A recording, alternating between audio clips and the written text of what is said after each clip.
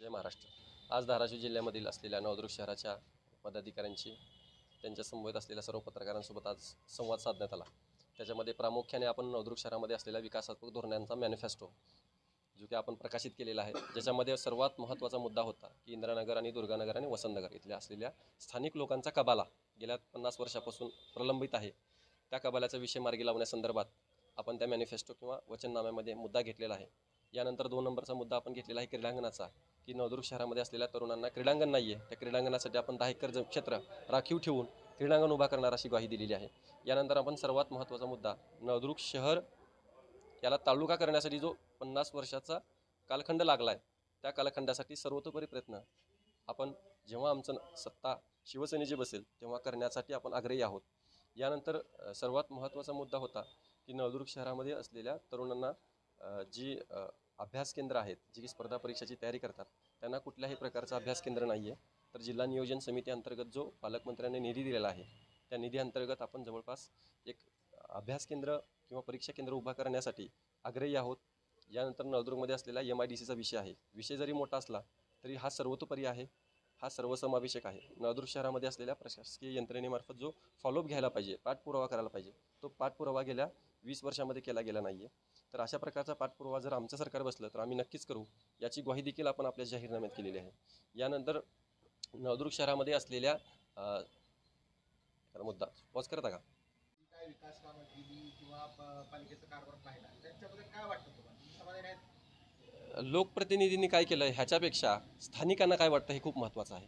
कारण की लोकप्रतिनिधींनी स्थानिक आमदार माननीय राणा जगजितसिंह पाटील यांनी देखील विकास कामांमध्ये भरगच्च असा निधी महाराष्ट्र शासनाकडून आणला, त्याच्याबद्दल दुमत नाही आहे। महायुती म्हणून आम्ही त्यांच्यासोबत आहोत, परंतु हा विकास निधी होत असताना जे स्थानिक महत्त्वाचे मुद्दे होते, त्या जे महत्त्वाचे मुद्दे आहेत त्या विकासाच्या महत्त्वाच्या मुद्द्यांना कुठेतरी साईडला केलं गेलं आणि बाकीच्या मुद्द्यांवरती जास्त लक्ष केंद्रित केलं गेलं। मग जेव्हा आम्ही लोकांना फेस करतो, जेव्हा आम्ही त्यांच्याशी इंटरॅक्शन करतो, तेव्हा हे लोक म्हणतात की आम्हाला हा विकासात्मक निधी नको आहे, आम्हाला जे स्थानिक महत्त्वाचे मुद्दे आहेत त्या मुद्द्यांवरती तुमचं काम करा, त्याच्यावरती आम्ही नक्कीच तुम्हाला कुठेतरी योगदान देऊ, अशा पद्धतीची भूमिका स्थानिकांची आहे। त्यामुळे आमचं महायुती सरकार म्हणून राणादादा किंवा तिथल्या असलेल्या स्थानिक भाजपा पक्षाची कुठल्याही प्रकारचं वैर नाही आहे, आम्ही त्यांच्यासोबत आहोत। परंतु आम्ही आमचा एक पक्ष म्हणून, आमच्या एक नवदुर्गकरांची भूमिका म्हणून आम्ही पक्ष म्हणून एक भूमिका मांडलेली आहे। जगदाळे यांनी पुन्हा एकदा नगरपालिकेसाठी मोर्चा बांधणी केलेली आहे, त्याबद्दल काय म्हणतात? जगदाळे, अशोक जगदाळे हे विद्यमान नगराध्यक्ष गेल्या वेळेच्या पंचवार्षिकमध्ये।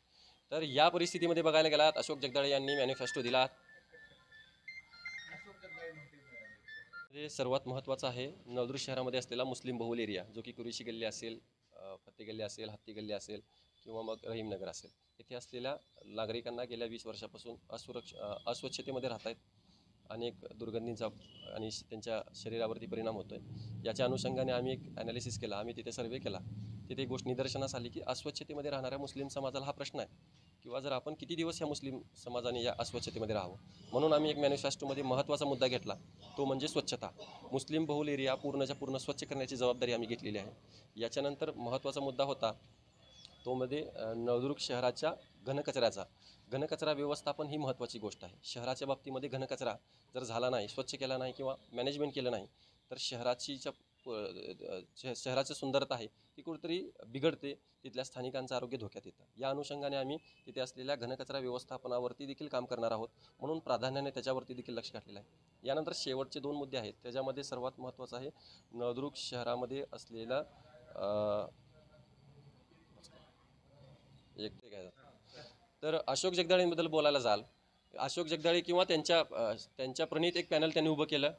तिथल्या ज्या विद्यमान नगराध्यक्ष महिला होत्या, त्या महिला नगराध्यक्षाचं बघायला गेला तर नवदुर्ग शहरामध्ये जो मॅनिफेस्टो त्यांनी दिला गेला, त्या मॅनिफेस्टोचं कुठल्याही प्रकारचं अनुकरण किंवा त्याच्यावरती कुठल्याही प्रकारचं विकास काम केलं गेलं नाही आहे। जर समजा नवदुर्ग शहरामध्ये तुम्ही एखादा विषय दिला आहे की लोकांना आश्वासन दिलं आहे, त्या आश्वासनाची पूर्तता हे त्यांच्या पॅनलनं किंवा तिथल्या जगदाळे यांनी केलेली नाही आहे, म्हणून त्यांच्या येणाऱ्या काळामध्ये लोक अस्वस्थ आहेत। त्यांनी घेतलेली भूमिका, ते स्वतः नवदुर्ग शहराचे होते, परंतु ते स्वतः व्यावसायिक असल्या कारणास्तव मुंबईला ते राहायचे।